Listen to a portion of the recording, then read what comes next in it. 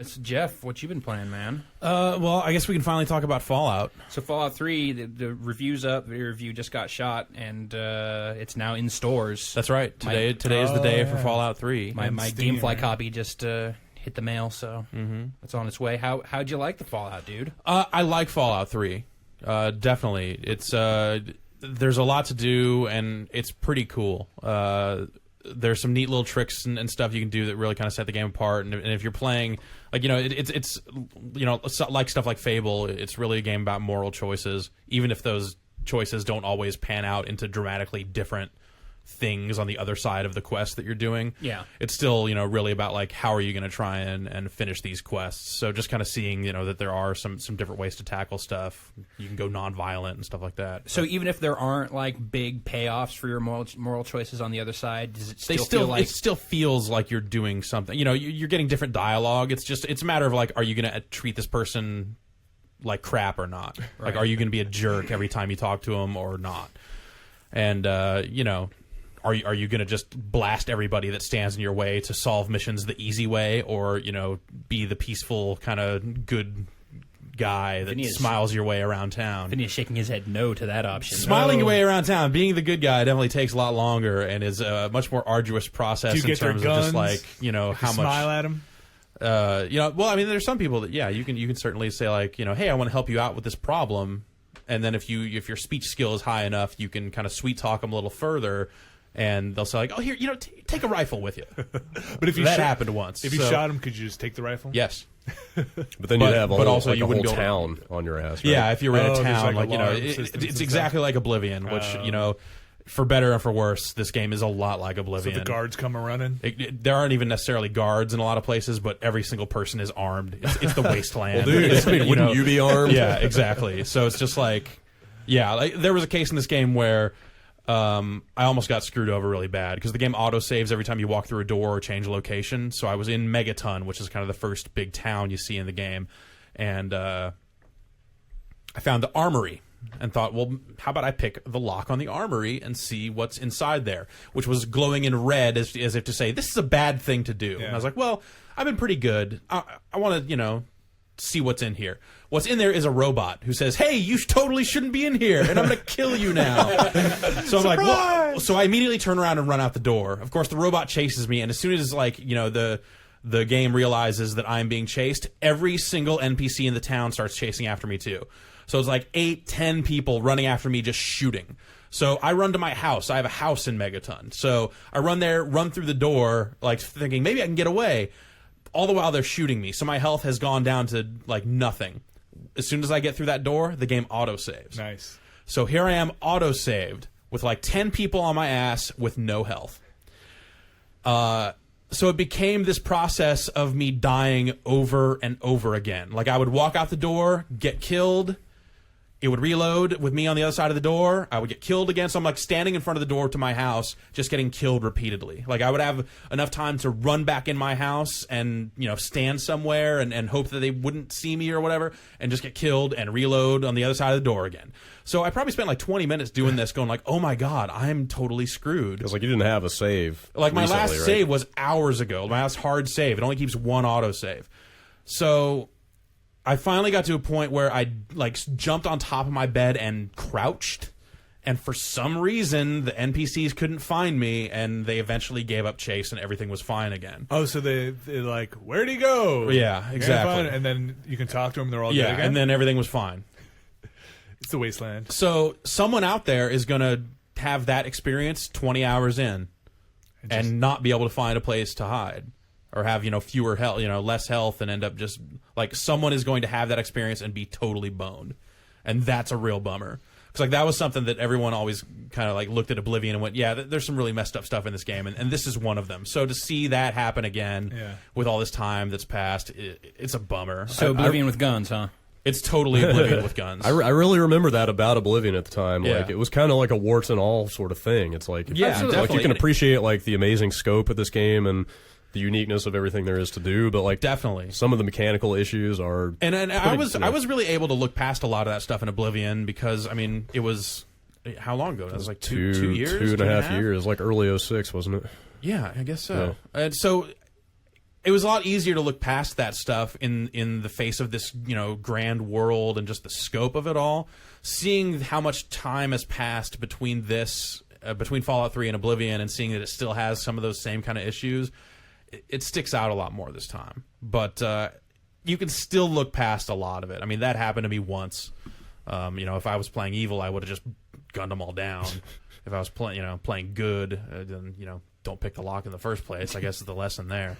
Punishing you for your moral ambiguity. Yep. Yeah, exactly. No So yeah, but Oblivion with guns, like some people have been snidely using that as a negative term. And, that's the weird thing to me, seeing that on forums, because you really need to read the context of the post to figure out if they think that's awesome or if that's the worst thing ever. Right. Because you sell that to me. I'm like, yeah, that's I know. I thought that sounded great. Guess what? Oblivion's pretty awesome. So put some guns in there. Put some guns in there. Set it and it primarily angers people that want a faithful Fallout. I think that's sequel. what it is. It's like the NMA crazy Fallout people are the ones who think that sounds bad. Yeah, and I don't know. Go watch that Fallout retrospective the game trailers put up and see if you really want to go back to that. Oh, I don't. I watched it yesterday. It's I could never play those games now.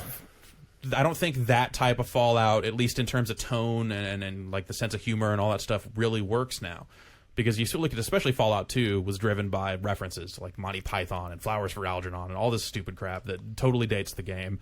That at the time, I don't know, I feel like you get away with that because games weren't some big mainstream culture touchstone for people.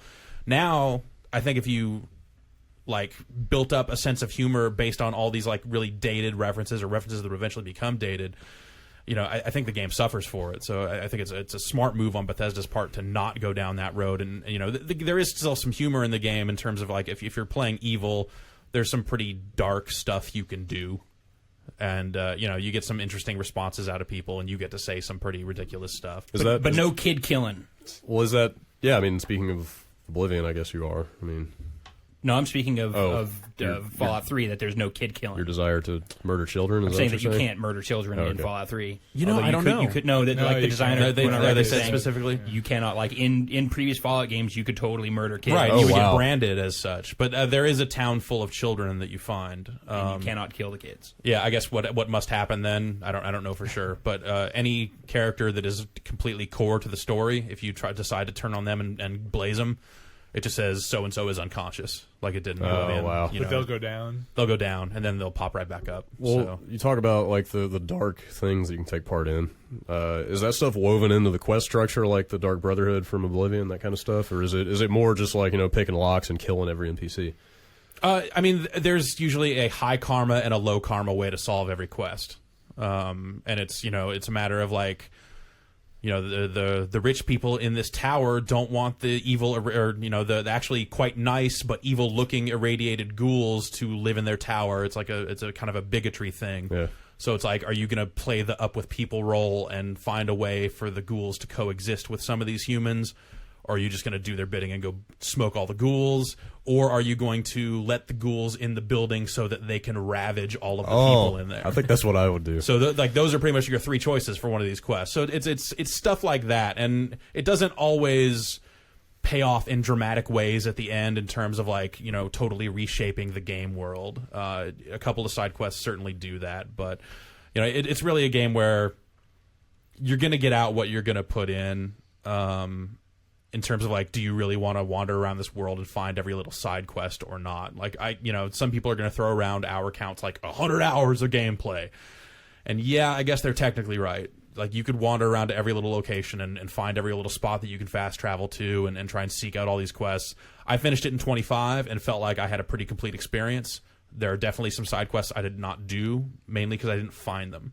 The game doesn't really hit you over the head with one quest leads to another, one quest leads to another. It's definitely each quest, it seems like there are fewer named quests overall, but each one has more steps in it, I guess. You're pretty much just kind of, you'll play half of the game or something working on kind of one named quest. So it's more like that, where the quests kind of try to have more meaning unto themselves. And it's not like it's WoW where there's like a little exclamation mark over the heads of all the quest givers. It's like Exactly, it's like yeah. if you happen to just not speak to one particular NPC, like you're not going to get that quest. Exactly. That's totally right. So, there's definitely like some dudes that I apparently didn't run into, and I don't know where they are, and I don't know what's going on, but there's some other stuff out there. Do you kill rats? You kill mole rats. Oh, What about rad roaches? You kill rad roaches. Rad This is scorpions. First enemy you find is a rad roach. Well, that's You pretty find- much like the rad of the game, yeah, right? you find rad scorpions. You find giant rad Oh scorpions. god, even the regular rad scorpions are a bitch. At least when I played it. Yeah, they're not too bad. I don't know. Well, maybe this Like- was at a preview event where they had like a specific loadout in the save that you started with, Oh, and so yeah, like yeah. I don't think my dude was up to fighting those rad scorpions. So I don't maybe know. maybe they were harder than they should have been. I played the game on normal. It has like 5 difficulty settings. I actually tried messing around with very easy a little bit, and it's crazy how easy that game gets when you turn it down. But so you can play in third person or first person? no. You can play the game in first person. You can view the game from a third person perspective and attempt to play Yeah. it, but it's not viable at all. Really? It's really bad. I don't remember Oblivion's third person being functional either. Really, like not. Well, did it even viably have so. it? Or was Yeah, that you could was that like a like- built-in Yeah, you option, could- or was I that a think you- PC mod no, or I think something? you could I'm pretty pop sure you out. could. Well, I played it on the PC, so I don't. But I didn't get any mod that enabled it. Like I Okay. remember. I'm pretty sure that was a stock thing, but it was really bad. So Well, it was just swinging a sword, so it wasn't terrible. It just looks terrible. Yeah. Like it's the Oblivion engine kind of pumped That up, so a lot of the animation just looks really weird. that was the issue. Was like if you strafed around, the guy's legs would kick up in a really weird yeah, way. so it's like the animation floaty still and- looks really funky. It's just not a viable way to play the game, and the NPC animations are really weird. I mean, you remember in Oblivion, like people would switch from like walking speed to all of a sudden just totally hauling ass, then back to walking. Like, what are you people doing? It's like there are cases in that game where you're supposed to be seeing some animation play out, like 2 characters having a conversation.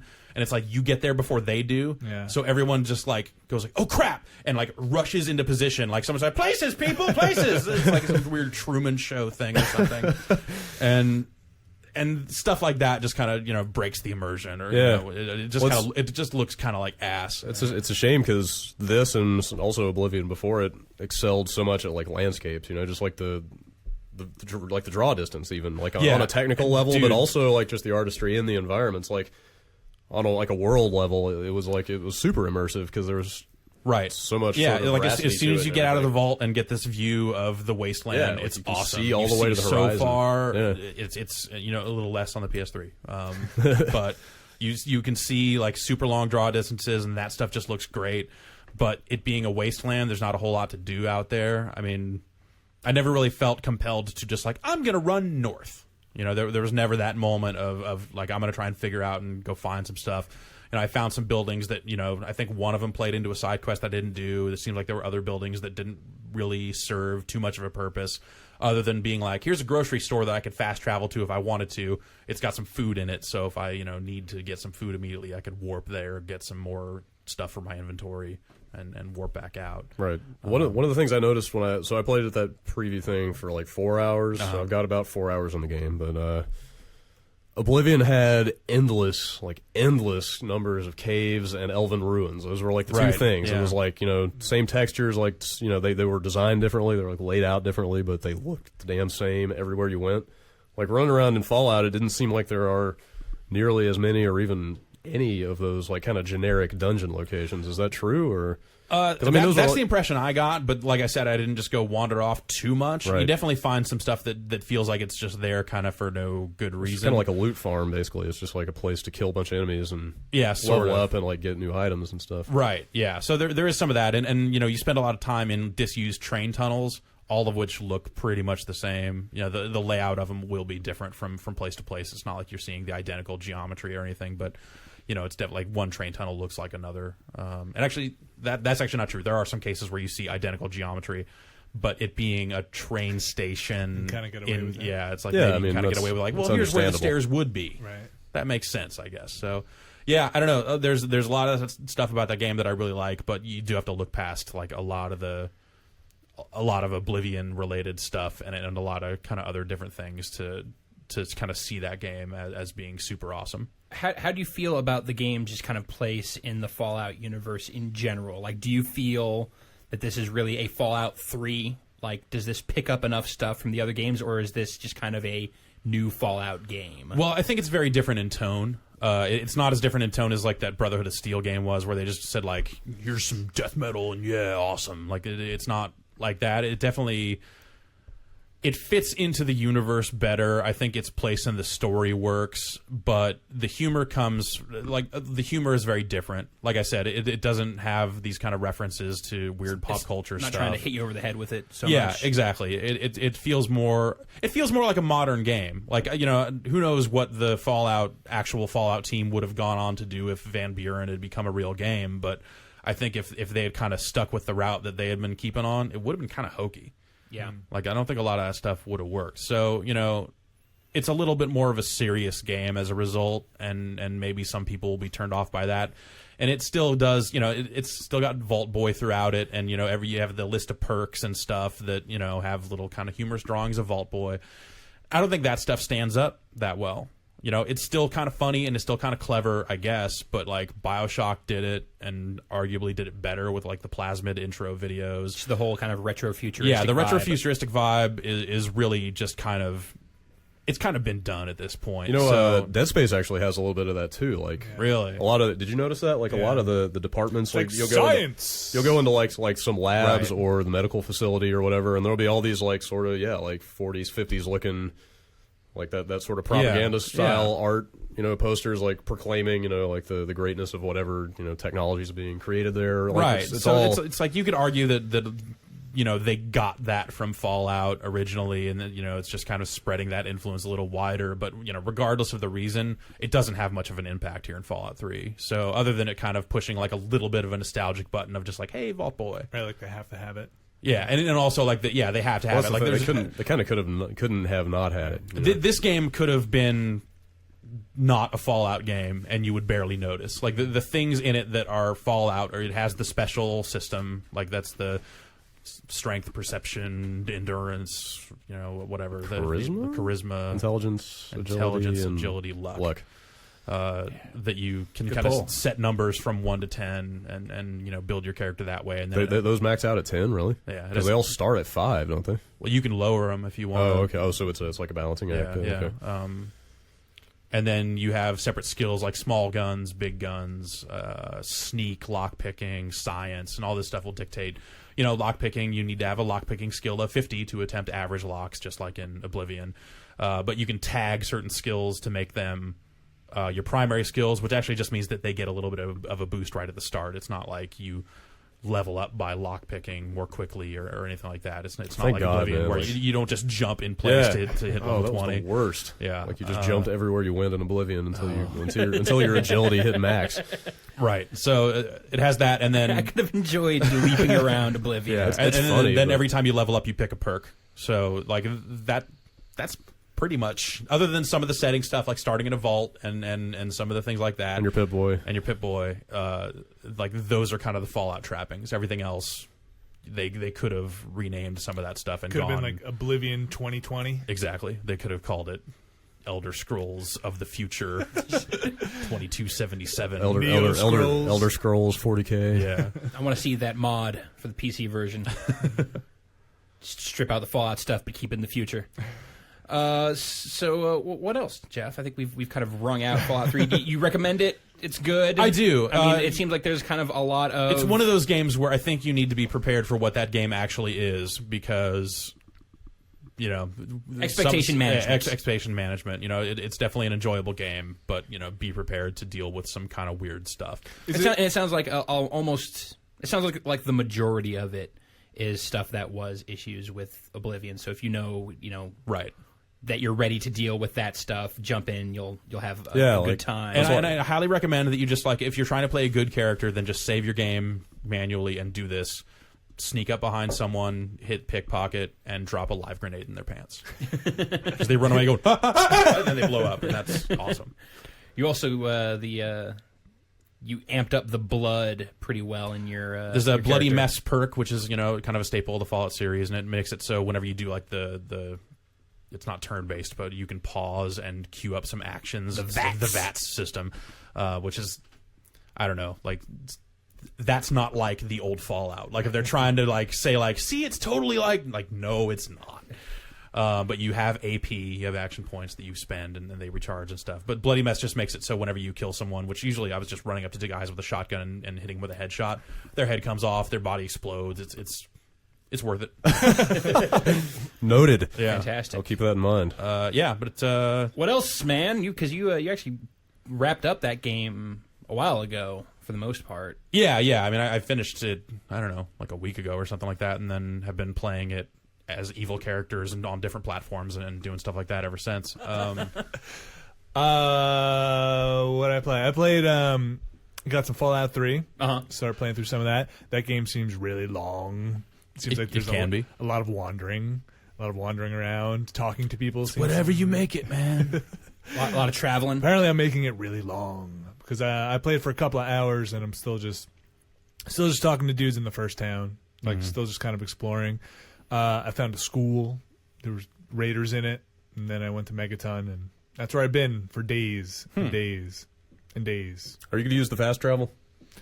I will as soon as I can get between two other places. Since you talk about the game being as long as you make it, like I read this weird thread on a message board about that game, talking about that, and then going back to Oblivion, and there were like all these people in there that were in favor of not fast traveling ever. Like just walking. Yeah, like literally walking to every destination. It's more realistic. Yeah, man. like that was the whole argument. It's more immersive. That was the whole argument. Like it blew my mind. Yeah, hey, you know what? More power to them. I guess. If you've got that kind of time to walk across a land with not a lot in it, go for it. I guess that's how Fallout 3 ends up being 100 hours. Yeah. Like maybe I'll not fast travel the first couple of times, like once between a place or twice between a place. Like I'll find it, maybe I'll walk back, but then I think I'm gonna fast travel. I don't know. In Oblivion, after I found a place for the first time, and then you could do the fast travel, I'm like, I'm never doing that walk again. Seriously. Yeah. I mean, well, there was more of an argument there because there was more stuff to find, like more dungeons and caves, and whose phone is ringing? No one's. Okay. Yeah, like maybe I'll look around the area, but like I'll probably fast travel. See, I would just like if I was walking someplace for the first time, your compass eventually points out like other like travel locations as landmarks. you go. So if I saw one that looked like it was probably close by, I would hit that on the way just so I could fast travel there if I needed to later, Right. or if I died, I could fast travel back to that point and not have to do the rest of this stupid walk again. So yeah, I ended up finding a lot of locations that I never had any use for. Are there no working vehicles in the post-apocalypse? Nope. There's no cars, no bicycle. They haven't. No, Nope. those are done. Anti-bike bomb, Rick took out all that stuff first. It's a tough future, man. Seems like that seems like a place where Dude, like the should have some terrain Mad is Max so car. jagged and screwed up. You wouldn't be able to drive very far, or certainly ride a bike. horses. Well, Fallout 2 had a There car. are two-headed cows. You ride one of those. I guess they're Brahma. Yeah, you can't ride them. Nope. I saw one in Megaton. I don't know if you can kill it. You can No. if you want to. If you're Bromicide. that kind of person. What else? We've got censorship for copyright purposes. We've got censorship for rating purposes. And then we've got censorship for cultural purposes in the case of Fallout 3 in Japan. Yeah. Which apparently they're making a few pretty significant changes to for its release there. Yeah, they posted something on the official Bethesda site in Japanese that if you translate says that they're basically altering the quest, the power of the atom, which is the one where you get to decide if the town of Megaton blows up or not. Because there's a fat atomic bomb sitting in the middle of the town. And this being, going into Japan, atomic bombs maybe a little culturally sensitive. So I guess they're removing the quest option to blow up the town. There's now a giant Hello Kitty in the not- middle yeah. of town. And that's See, like that would be okay if they were replacing it with something like You that. can animate her and she Yeah. just destroys the town. Right. that seems huge because that also seems like kind of one of the first big and perhaps enduringly significant moral choices that you can make in that game. Yeah, like that, and that's like one of the game's more visually striking moments too. Well, I think that probably has a lot to do with it because you don't just blow up the town. You go up on top of a high rise Yeah. a few miles away and hit a button, and there's a gigantic mushroom you get cloud. to and, watch like, a fat mushroom huge, cloud. and like that's pretty charged imagery Sure. given history. I mean, Sure, you can but see where the squeamishness would come from. I guess, but you seems either a little need to go bizarre. all the way or not at all with a lot of this stuff, and I think it's a little too late, especially if you're in Japan and you are bummed out by this, get a PC and get the PC version because it'll run on your stuff. Or I guess you get the PS3 version too. Well, unless of course you need to play the game in Japanese. Well, yeah, then you're not listening to this podcast. I mean, also, if you think it's insensitive for one group of people, then why is it okay for another group of people to check it out? Like, if you think this is going to be offensive to people in Japan, like, why put it in the game in the first place? Well, there's kind of special significance there. But I'm just saying, like, if that's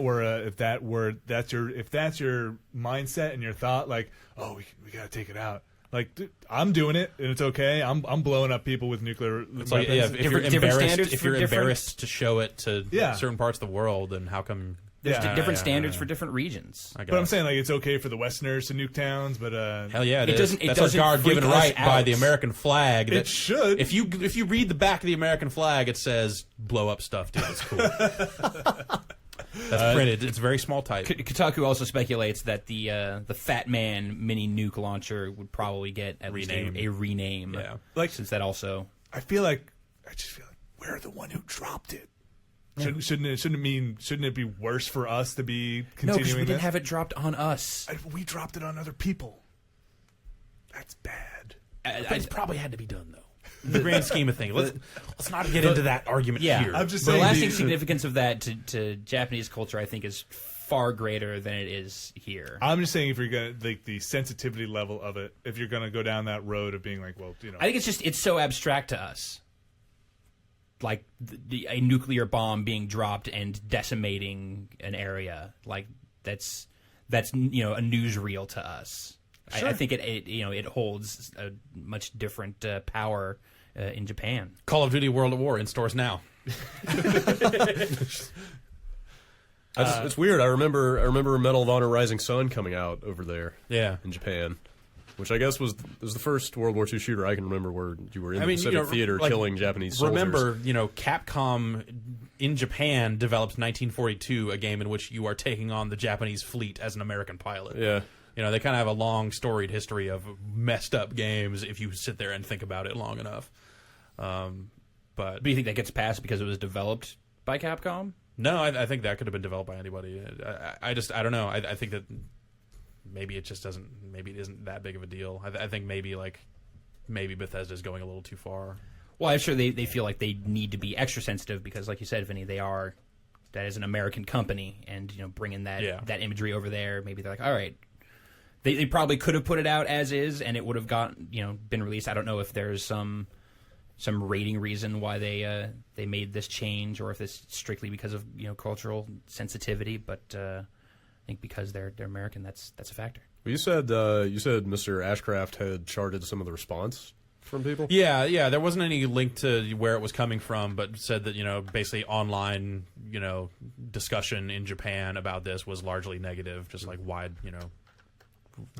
would you cut our game? What the hell are you doing? So, which is the reaction I would expect most game players to have. It's like, dude, just whatever. Just give me the game that everyone else is getting. I just blew up a space station last week. Like, how is this any different from that? Like, come on. Or just ran through Germany, killing like 5 million Germans in my World War II game, and like you didn't censor that. Yeah, but the Germans are so self-loathing. They've got it's like if the atomic bomb imagery is too much for you, how about knife a bunch of Japanese dudes in Call of Duty World at War in stores now? Like the I don't know. The standards are all over the place. They censor that game, so the end of the game is everybody just shaking hands. Yeah, you get to the nice end. To see you. You get to the end, and there are hugs. instead of the knife coming out, just a hand flying out, ready for a handshake. Hey, how you doing? First handshake. You surprised me. Banana peels. I had to lay down. Nap time. Big water drop on her head. I would be way more into Call of Duty World at War if you never killed anyone. If they combined Call of Duty World at War and Mirror's Edge into one game, then you're talking. So you're going to win World War II with parkour? Yes. Hey, we should also, in full disclosure, say we took a little pause before we headed to TGS. Made like our company is named Giant Bomb, and we're gonna be handing out these business cards. The back of my business card has a mushroom cloud coming out of my damn head. I'm like, but we did not reprint. Yeah, no. For a second there, I was like, oh, dude. Yeah. Like, what? Fallout 3. This is a video game. Mm-hmm. They've announced downloadable content and some other stuff for said video game. Is there horse armor? It doesn't. It sounds no. I don't think so. Sadly, no horse armor. It's the saddest day of my life. Will it make the combat not clunky? No. Then I don't think it'll fix either of the issues you people have with Fallout 3. Okay. But this will be exclusive to the PC and 360. They're not doing it for the PS3 version because I think Microsoft paid a bunch of money. Ooh. And they announced some details. Basically, they're going to have one pack a month for January, February, and March. The January pack's called Operation Anchorage, where you enter a military simulation and fight in one of the greatest battles of the Fallout universe, the liberation of Anchorage, Alaska, from its Chinese communist invaders. That actually sounds pretty cool. Yeah, that's like one of the pivotal events of the war before the bombs dropped. But it's also neat because like it'll give them, hopefully they won't be reusing all the textures and all that kind of stuff. They could just totally go wild with it if they wanted. Yeah. So, I mean, yeah, it sounds like something that totally exists outside of the main storyline. February's pack will be The Pit. That's The Pit with 2 T's. Not to be confused with G.I. Joe's The Pit. Journey to the industrial raider town called The Pit, located in the remains of Pittsburgh. Choose your side. So, moral play Sounds like at work. the arena from Oblivion. Yes. No, I don't know. I maybe. love Pittsburgh. You have to save some ogre. Yeah, Raiders over Pittsburgh. Yeah, A Broken Steel will be the March pack, and this one actually continues. This actually is the continuation of the story from the main game, and this will be join the ranks of the Brotherhood of Steel and rid the capital wasteland of the Enclave remnants once and for all. Continues the adventure past the main quest, and that's the March pack. So that stuff all sounds okay. I like when they schedule them out. I mean, I think that's actually good that they call them out and say, "Oh, we're going to hit these 3 deadlines, and you're going to get this new content," especially so near a release. Yeah, and that's been good for Burnout. Like they've been really good about just announcing stuff way ahead of time, like talking about the bike pack like months ahead of time, and having people like get psyched for it or whatever. So, also mod tools for the PC version, so that will fix your combat. You will fix the combat. Yeah, right. I don't have that kind of time anymore. But the best part is they're calling the mod tools GEC. So it's like you're downloading a GEC to mod the game. Okay. Unless I can like edit it using like a 1997 version of like Cool with a Q to edit my Quake packs, I think I probably won't be able to do it. And you pretty much use Hot Dog Pro. That's all coded in HTML. Yeah, I can just make the boxes look pretty. It'll be fun. Yeah, so there's that. Look for those in January, February, and March. And I guess at some point next year will be when the PC mod tools will be released. Actually, I could be wrong about that. At some point there will be mod tools for the PC. Maybe it's today, maybe it's never. I don't know. All right. Candidate number 9, Fallout 3. It's a sequel that has been waited for a long damn time, and I think they pulled it off. I think they pulled it off. Well, it's on this list. No, I don't. They were able to bring that kind of Fallout feel to modern games. I love the post-apocalypse. I can't wait for it to get here because just like sifting through the rubble for remnants of a past society, like that just seems really appealing to me. You just got to watch out how much you carry. Right. Yeah. Camera's 5 pounds. Careful. If you care too much, you have to walk really slow.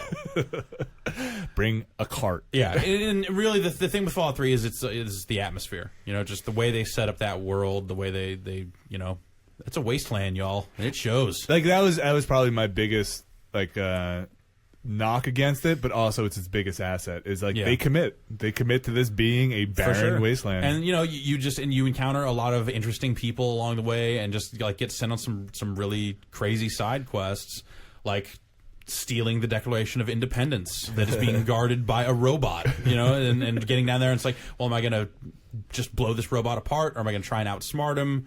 What are we doing here? There's like a few different ways to approach everything, and that sort of stuff that for the most part works out really well, and you feel like you're kind of calling the shots in a meaningful way more often than not. I think, and I like that a lot. The Megaton choice has got to be like the most meaningful, high impact, grandiose, like moral decision of any game this year. It is the most blatant. That's for sure. You know exactly what you have done as soon as you do it, because that giant mushroom cloud does not lie. It does not leave much room for interpretation. It's like, no, those people are dead.